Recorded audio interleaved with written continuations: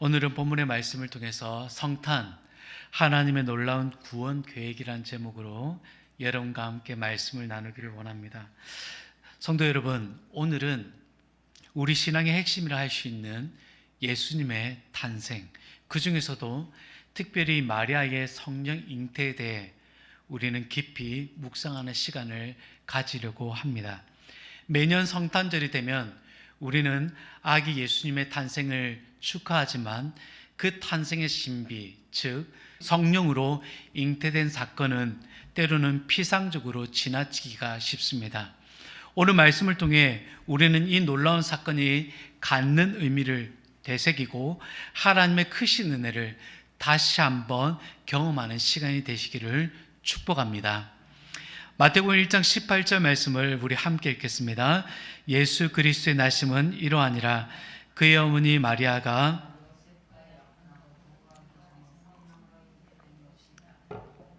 아멘. 성경은 예수 그리스도의 나심에 대하여 독자들에게 알려주고자 하는 이유가 있습니다. 어릴 적 저는 부모님께 엄마, 나 어떻게 태어났어? 라고 질문했던 기억이 있습니다. 제가 부모님을 아버지, 어머니라고 인식을 하면서도 질문을 하게 된 이유는 제가 부모님의 말씀을 듣지 않을 때면 부모님께서는 농담처럼 너는 영도다리 밑에서 주워왔다라는 말씀을 하시고는 하셨습니다. 심각한 사항은 아니었기 때문에 웃어 넘길 수 있었습니다. 하지만 가끔 제가 잘못을 크게 저질러서 부모님께 혼이 나거나 매질 맞을 때 부모님께 했던 말들을 다시 떠올리는 경우가 있었습니다. 정말 나를 영도다리 밑에서 주워와서 이렇게 혼내고 이렇게 매를 때리시는 건가? 라는 생각을 하기도 하였습니다. 이러한 질문은 자신의 정체성 혼란에서 비롯될 수 있습니다. 자신의 태생을 물음으로써 부모와의 연결고리를 확인하고 자신이 어떤 존재인지를 알고 싶어 하는 것입니다. 성에 대한 호기심에서 질문할 수도 있지만 저는 부모와의 연결고리와 내가 어떤 존재인지를 확인하고픈 마음이었습니다. 예수님께서 어떻게 탄생하셨는지 아는 것은 우리가 왜 예수님을 믿어야 하는지, 그리고 혼란한 이 세상 속에서 내가 어떤 정체성을 가지고 살아가야 하는지를 명확히 깨닫게 해주는 사건입니다. 그러므로 예수님의 성탄을 기억하는 것은 우리의 믿음을 더욱 굳건히 하는 시간이 될 수 있습니다. 예수님의 탄생은 하나님께서 두 사람, 즉 요셉과 마리아가 약혼한 이 두 사람을 주목하시는 데서 시작됩니다. 그리고 성경은 이 두 사람 사이에서 태어난 예수님께서 성령으로 잉태되셨다라고 분명하게 밝히고 있습니다. 이 사실이 왜 중요한 것일까요? 당시 배경을 우리가 살펴보게 되면 유대를 다스렸던 헤롯 때였습니다. 그는 매우 잔인한 왕으로 알려져 있습니다. 자신의 왕권 강화를 위해서 왕비와 장모와 두 아들까지 살해했던 왕이었습니다.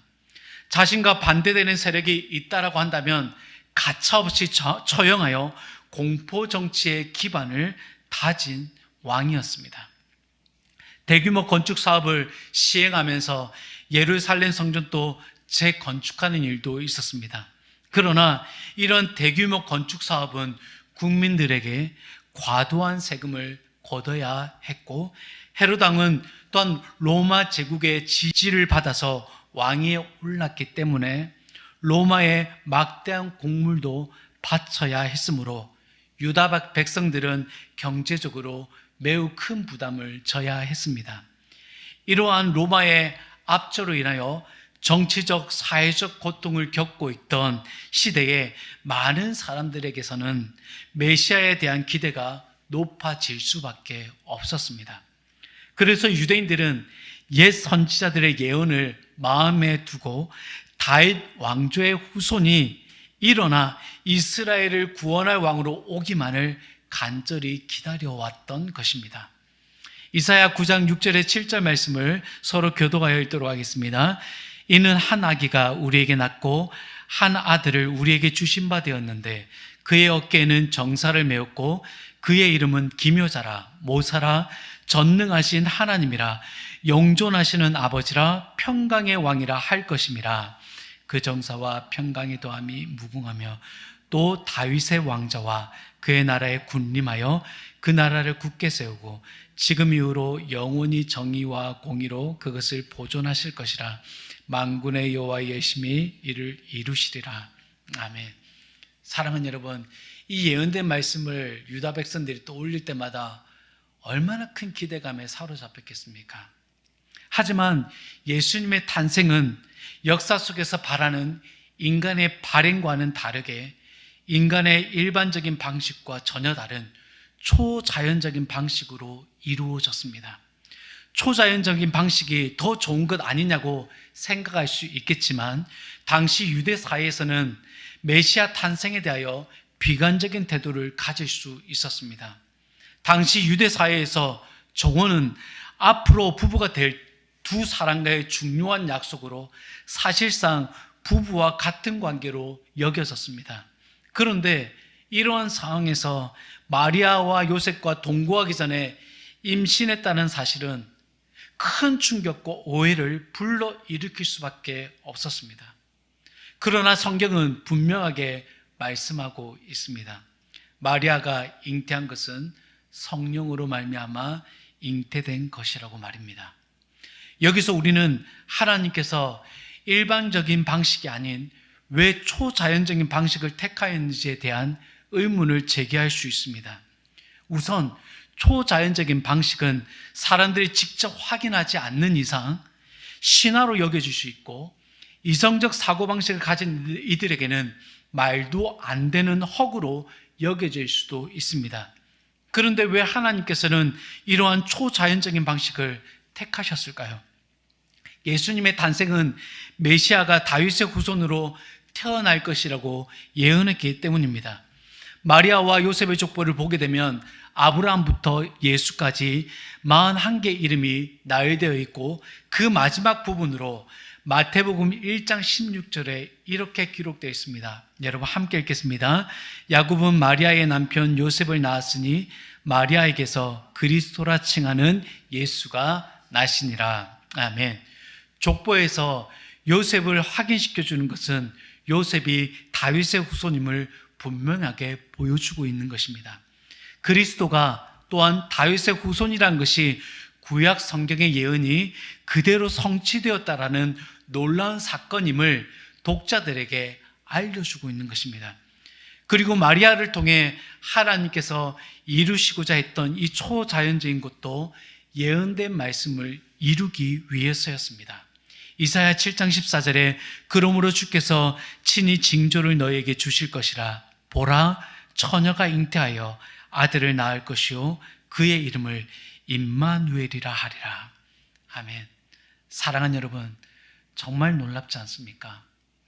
하나님께서 인간의 일반적인 방식이 아닌 초자연적인 방식으로 역사를 이루신 것은 이러한 하나님의 예언을 성취하시려는 하나님의 철두철미한 계획과 심지어 동정녀 탄생의 그 신비는 하나님의 전능하심을 드러내는 표징으로서 인간의 능력을 초월한 하나님의 구원 계획을 보여주는 위대한 사건인 것입니다. 하지만 이 사실을 깨닫지 못한다는 것이 안타까울 따름입니다. 그렇다면 이러한 사실을 우리는 어떻게 깨달을 수 있을까요? 누가복음 2장 34절로 35절 말씀을 한 목소리로 읽겠습니다. 마리아가 천사에게 말하되 나는 남자를 알지 못하니 어찌 이 일이 있으리까? 천사가 대답하여 이르되 성령이 내게 임하시고 지극히 높으신 이의 능력이 너를 덮으시리니 이름으로 나실 바 거룩한 이는 하나님의 아들이라 일컬어지리라. 아멘. 마리아에게 나타난 천사는 처녀인 마리아에게 내가 성령으로 잉태하여 아들을 낳을 것이라고 전합니다. 마리아는 이 일은 절대 일어날 수 없는 일이라는 것을 알고 있습니다. 그래서 그녀는 천사에게 이렇게 대묻습니다. 마리아가 천사에게 말하되 나는 남자를 알지 못하니 어찌 이 일이 있으리까? 마리아는 자신에게 나타날 이 일에 대해서는 일어나서는 안 되는 일이었습니다. 또한 일어날 수 없는 일이었습니다. 자신은 요셉과 정혼한 상태이기 때문에 절대 일어나서는 안 되는 일이었고, 남녀와 관계하지 않고서는 아이가 생긴다는 것은 일어날 수 없는 일이기 때문입니다. 하지만 천사는 마리아에게 이렇게 대답합니다. 천사가 대답하여 이르되 성령이 내게 임하시고 지극히 높으신 이의 능력이 너를 덮으시리니 이름으로 나실 바 거룩한 이는 하나님의 아들이라 일컬어지리라. 아멘. 마리아에게 장차 일어나게 될 동정녀 탄생에 대한 천사의 답 속에서 마리아의 순종도 중요하지만 성령의 역할을 주목해야 합니다. 성령은 하나님의 능력으로 하나님의 능력 자체를 의미합니다. 그러므로 마리아에게 덮었던 그 성령의 능력이 마리아에게 앞으로 닥칠 그 동정녀 탄생에 대한 신비를 받아들일 수 있었고 믿을 수 있었으며, 심지어 자신에게 이루어지지 않아야 될 일이지만 이루어질 것을 또한 믿음으로 받아들이게 되는 것입니다. 이러한 성령 하나님의 그 능력 자체는 창세기 1장 2절에 이렇게 기록됩니다. 하나님의 영은 수면 위에 운행하시니라. 성령 하나님은 창조 사역에서도 능동적으로 참여하셨습니다. 그리고 예수님의 동정녀 탄생에도 결정적인 역할을 하셨죠. 엘리사벳도 나이가 많아 아이를 낳지 못하는 여인이었습니다. 하지만 그녀 역시도 세례 요한을 잉태하게 되었고, 세례 요한을 복중에 둔 엘리사벳을 마리아가 방문하였을 때 엘리사벳이 성령이 충만하여 마리아를 바라보며 내가 복이 있고 내 태중의 아이도 복이 있도다라며 기뻐하였습니다. 사랑하는 여러분, 생각해 보십시오. 남자를 알지 못하는 마리아가 아이를 가졌다는 소식에 그 누가 기뻐할 수 있습니까? 정신 나간 사람이라고. 네가 지금 이때가 어느 때인데 다른 남자와 관계해서 이렇게 애를 뱄냐고 라고 하며 비난을 했을 것입니다. 우리도 예수님의 이런 나심을 믿지 않을 수도 있지만 오늘 우리 가운데 주신 하나님의 성령의 능력은 오늘 그 하나님의 잉태된 소식들을 우리 믿음으로 선포하고, 일단 그 믿음 가운데 이 성탄절 예배에 나와 하나님께 예배하고 있습니다. 우리도 예수님의 나심을 믿을 수 있는 것은 나의 의지가 아니며 성령께서 우리 가운데 역사하셔서 알게 하시고 믿게 하신 줄 믿습니다. 아멘. 동정녀 탄생은 인간의 어떠한 능력이나 의지가 아닌 전적으로 하나님의 초자연적인 능력으로 이루어진 사건입니다. 이는 예수님이 단순히 인간의 혈통을 이어받은 존재가 아니라 하나님 자신이 인간의 몸을 입고 이 땅에 오신 성육신의 신비를 보여주는 매우 중요한 증거입니다. 또한 동정녀의 탄생은 구약 성경의 예언, 특히 이사야 7장 14절에 보라 처녀가 잉태하여 아들을 낳을 것이요 라는 말씀을 성취하신 사건입니다. 그리고 임마누엘의 이름처럼 예수님의 탄생은 하나님이 우리와 함께 하시기 위해 이 땅에 오신 놀라운 사건이 되는 것입니다. 이 놀라운 일을 이루신 하나님의 능력과 이 일을 믿게 하신 하나님께 우리는 감사하지 않을 수 없습니다. 여기서 우리는 또한 그치지 않고 우리가 더 크게 하나님께 감사해야 할 이유가 있습니다. 여러분 21절 말씀을 함께 읽겠습니다.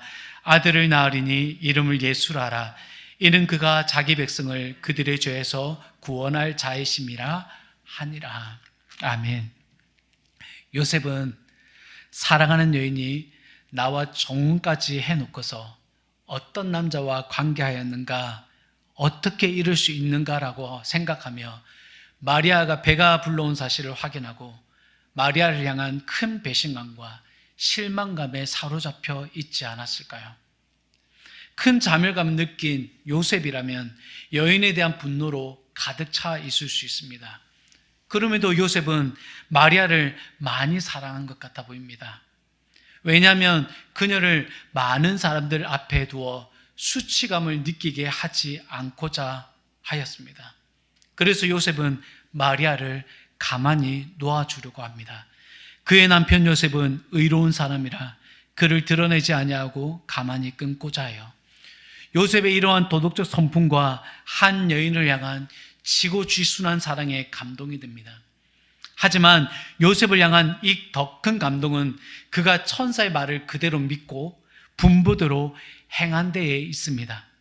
한 번도 관계하지 않았던 마리아의 임신을 수용하고 그녀를 받아들였습니다. 그리고 예수님을 낳기까지 마리아와 동침하지 아니합니다. 사랑하는 여러분, 요셉이 이렇게 순종을 보일 수 있었던 그 이유를 우리는 좀 전에 읽었던 21절 말씀을 통해서 확인할 수 있습니다. 여러분 21절 말씀 한 번 더 한 목소리로 읽도록 하겠습니다. 아들을 낳으리니 이름을 예수라 하라. 이는 그가 자기 백성을 그들의 죄에서 구원할 자이심이라 하니라. 아멘. 사랑하는 여러분, 요셉은 자신이 감내해야 할 어려움보다 자기 백성을 죄에서 돌이키게 해주실 하나님의 엄청난 은혜를 여러분 목격하게 된 것입니다. 그에 비해 자신이 감당해야 할 순종의 몫이 그리 커 보이거나 견디기 힘든 조건으로 여기지 않은 것 같아 보입니다. 나라를 사랑하는 마음이 굳건하고 나라를 위해 헌신한 뜻을 가진 애국지사처럼 요셉은 숭고한 희생정신을 발휘하고 있습니다. 사랑하는 여러분, 매년 12월 25일은 전 세계 많은 사람들이 성탄절을 기념합니다. 화려한 장식과 축제 분위기 속에서 우리는 사랑과 기쁨, 그리고 가족과의 연합을 즐기고 있습니다. 그러나 성탄절의 진정한 의미는 단순한 축제가 아닙니다.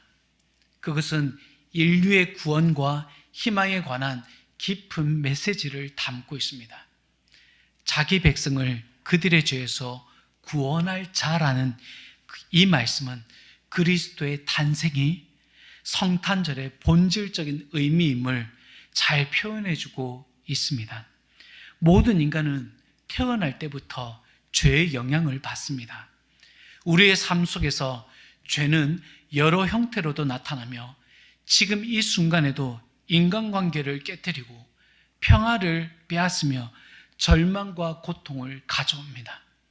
이러한 죄의 현실은 사회적 관계도 파괴하지만 하나님으로부터 더 멀어지게 하고 결국 영원한 생명에서 분리시키는 결과를 초래합니다.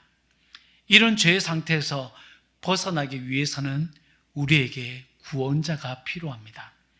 우리 스스로는 죄를 해결할 수 있는 능력이 없습니다.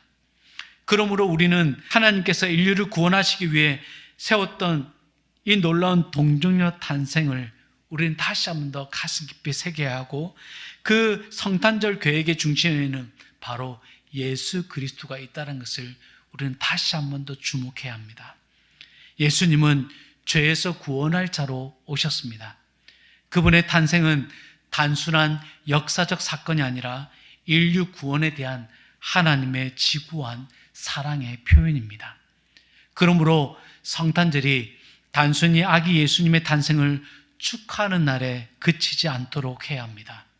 성탄은 우리의 죄를 구원하신 구주이신 예수 그리스도의 오심을 기념하는 날이며 하나님이 우리와 함께 하시겠다라는 약속의 날이며 우리의 삶 속에 새로운 희망과 변화를 가져오는 날이 성탄절입니다. 성탄절을 맞아 우리 모두가 예수님을 우리의 구세주로 받아들이고 그분의 사랑과 은혜에 감사해야 합니다. 그리고 그 사랑을 이 세상에 전하는 삶을 살아가야 합니다.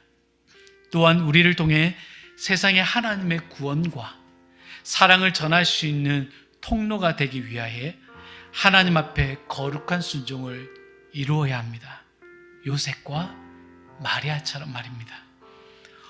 이 거룩한 날, 이 성탄절에 예수님의 탄생이 우리에게 주는 의미를 깊이 되새기고 우리의 죄를 용서하시고 죄 가운데 살아갈 수밖에 없는 연약한 우리와 함께 하시어 거룩한 삶으로 이끄시는 임마누엘의 하나님을 찬양하기를 원합니다.